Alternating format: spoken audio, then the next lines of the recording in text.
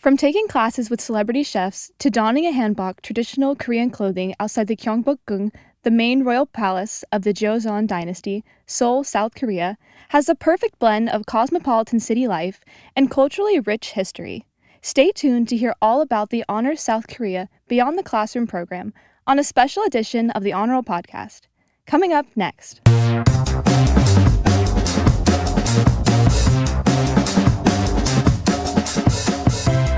Hey Honors Bulls! We are back for another bonus episode of the Honor Roll podcast. Today we are talking all about the Honors South Korea Beyond the Classroom program. After a semester of classroom experiences, of attending Taekwondo lessons, practicing K-pop routines, and learning about South Korean culture, honor students spend 3 weeks exploring South Korea's capital city, Seoul. From soaring skyscrapers to stunning palaces, students immerse themselves into South Korea's unique food scene, diverse cultural practices, and historical charm. I am here with honor students Maryam Latif and Giovanna Viloria-Castillo, who will share their experiences studying abroad in South Korea with the Judy Genshaft Honors College. Welcome to the podcast. Would each of you like to introduce yourselves?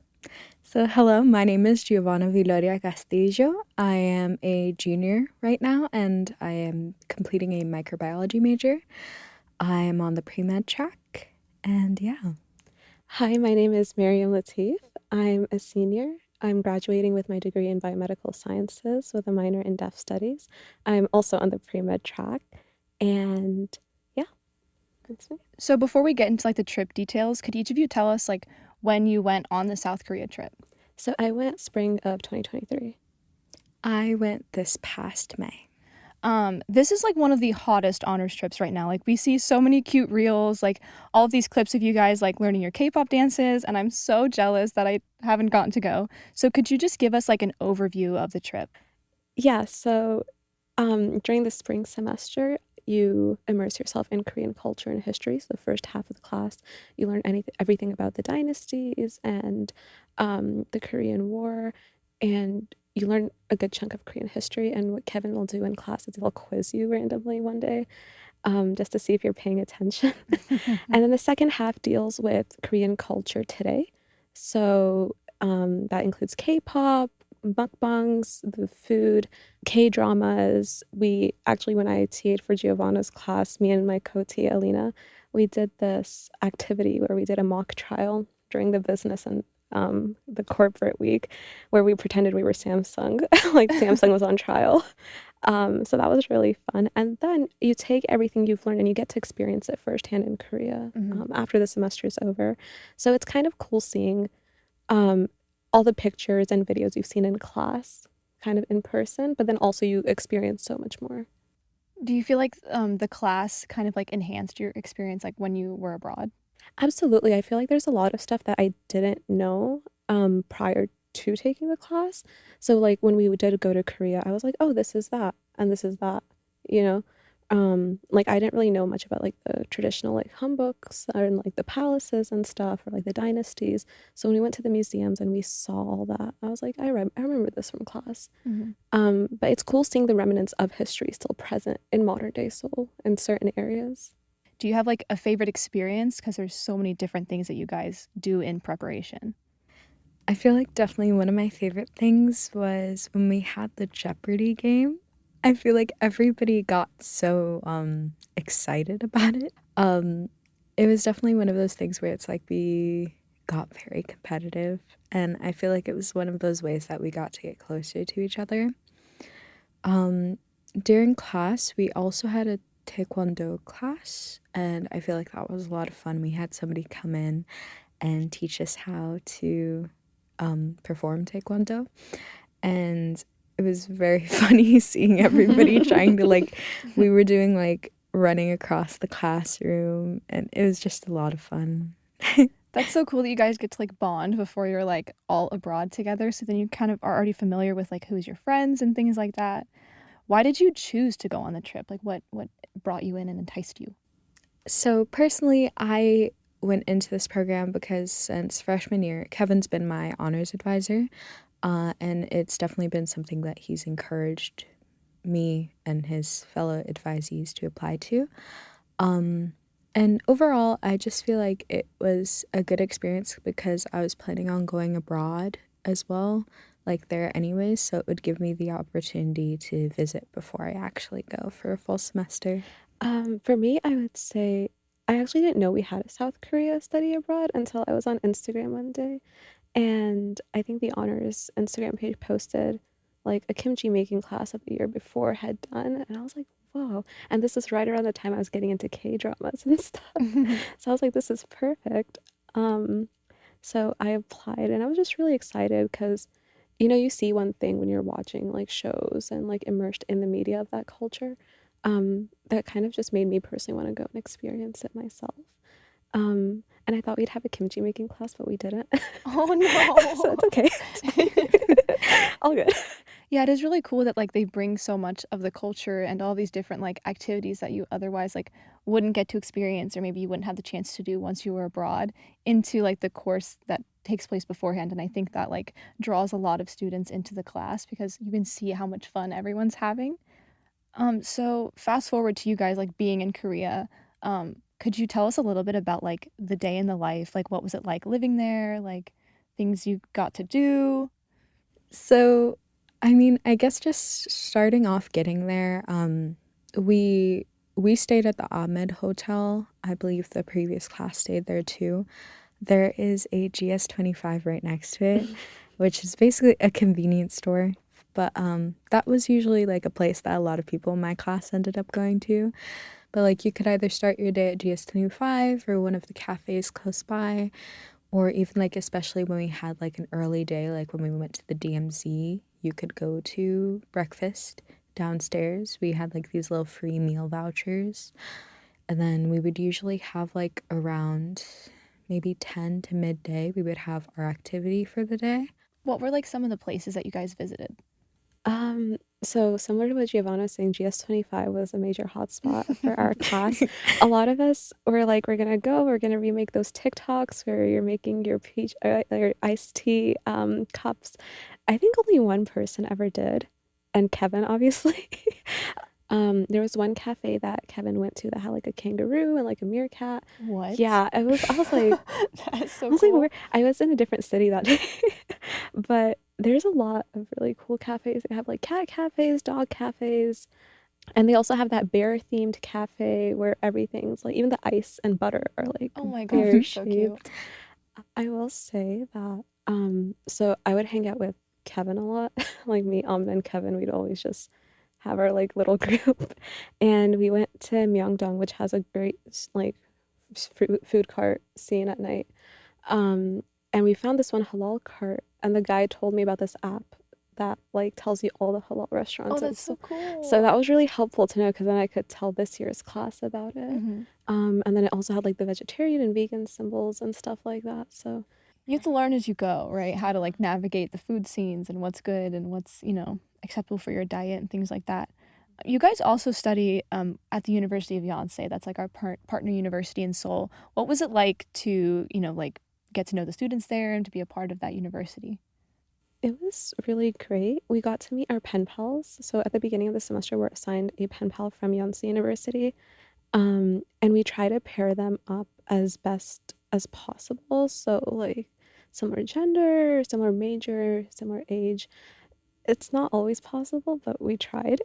um, so we get to meet them. So we'll usually like exchange gifts, which is really nice. Um, and then there will be like campus tour guides that take us all around campus.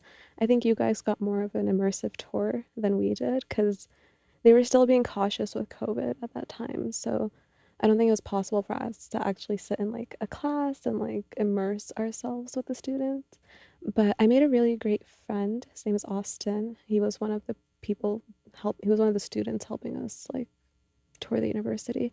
And I still keep in touch with him. He's graduated from Yonsei. He's doing his master's at SNU now. Um, so yeah, they were really sweet. So I got really close to my pen pal like over the time that we were getting to know each other before the trip. Um, and it's kind of funny because she has like a completely different major from me. She's architecture design. that's what it's called. I've always been like attracted to the arts and stuff like that, and she loves art museums. So we bonded over that, and we had like a little like pen pal date when we went over. Oh, it's so cute. And we spent the day together, and we went to Liam Art Museum, and then we went to go eat, and then we took these little like photo booth pictures, and it was a lot of fun, and I'm really excited to see her again. So Gonna see her again? yeah, I'm gonna be going this coming semester. So from February to July, I'll be at Yonsei. That's so cool. Congratulations. Thank you. I've actually heard about like a few people like either visiting their pen pal or their pen pal coming here. I think last semester there was a student who his pen pal Brian. like yeah, his pen pal came here to see him, and I was like, that's so cool that like you guys actually like form these friendships that like kind of last beyond the trip. Would you guys encourage other students to sign up for this program? Like, what would be your pitch to them to like, So absolutely. I feel like this program is beneficial to anybody, no matter what experience you have with Korean or Asian culture. I feel like it gives you these opportunities to try to understand people, even though they may come from a different historical background or cultural background from your own. And I feel like that's just a very important asset, no matter where you go in life. I agree with what Giovanna said.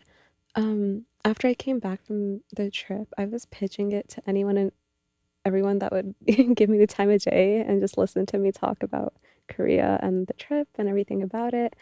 So I definitely do recommend it. Obviously, if you're trying to find more out about the program, I know the application's closed now, but for next year, if the South Korea program happens, there's definitely tapas night. There's the info sessions that Kevin will hold. So that's like the best place to get all your information, not just from him, but also from past students who've been on the trip. But I definitely do recommend it, everything that Giovanna said, and also just building your cultural competency. And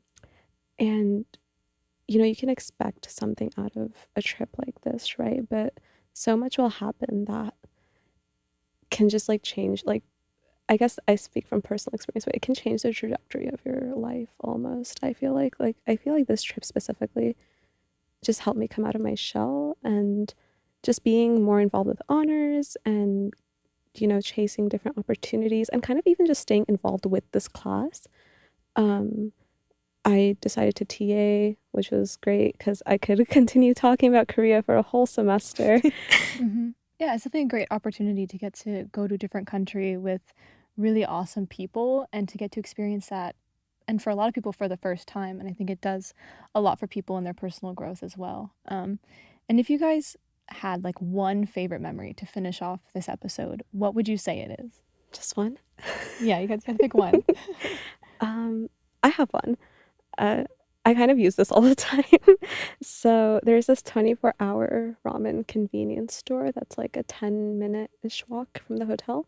So me and my roommate Amna, one night at like 2 a.m., we decided to go because it's very safe there. And we go, and this is like the midway point of the trip. And we're just sitting and we're talking and we're enjoying this like self-serve ramen station. And there's one other person in that establishment with us, and we're just like, he's not paying attention, like he's probably just doing his own thing. So he gets up and he's about to leave while me and her are still talking, and he hands us a note on his way out. And it said, "Have a nice trip to Korea," with like a heart. Oh, that's so I was sweet. like, oh, and then me and Amna are just staring at each other in shock. I was like, should we go after him? Was this our K-drama moment that we just missed out on? Is their meet cute? I think so. But that was definitely a highlight for me. That's so cool. I think a lot of times you expect like people to like, I don't know, like be mean. Like you hear about like going to a new country and like you're the foreigner and it's like scary, but that's so cool. Yeah. What about you, Giovanna? So personally, what I remember best is, so we as a class, like a couple of us decided to go on a trip to go hiking on one of the mountains in Seoul. There's loads of mountains, like almost over 40. Very different from Florida. And it was just like, so we went up to the mountain. It was definitely a trek. It took us at least like 1 or 2 hours to get to the top. And I was not prepared for this at all. Like I was wearing jeans it was a journey. um, but once we got to the top, it was just so beautiful. And it's one of those things where it's like there's a lot of smog in Seoul just by nature of like where it is geographically. So like getting up to the top and like feeling like the fresh air and like the nice cold breeze and like just seeing everything from like a top down perspective, it was just so beautiful. And like the people that did come with us on the trip, they were like calling their parents and like showing them videos of like where we were at. And it's just like one of those things like where it's like no matter where you are, like you still have those connections to your family. And like just being able to see like Seoul from that perspective was just amazing. Yeah, that sounds like a really cool moment. It's cool when you get to like kind of share something with your family even when they're not there with you in person. But thank you guys so much for joining me today. It was so wonderful to hear about this trip, and I'm sure people will be flocking to sign up for it. Thank you for having us. Yes, thank you. All right, that's all for today. If you are interested in trips like the South Korea program, check out USF Honors Study Abroad Program's webpage for more information on how to get involved. That will do it for this week's episode. The Honorable Podcast is recorded in the Judy Genshaft Honors College at the University of South Florida Tampa campus. Production assistance is provided by students Sandra Napolitano and Andrew Nyo. Thank you all so much for listening, and please do not forget to rate and review our podcast. We appreciate your feedback. We'll be back next week with more honors stories. Stay tuned for more episodes where we talk all about honors study abroad. Until next time, go Bulls!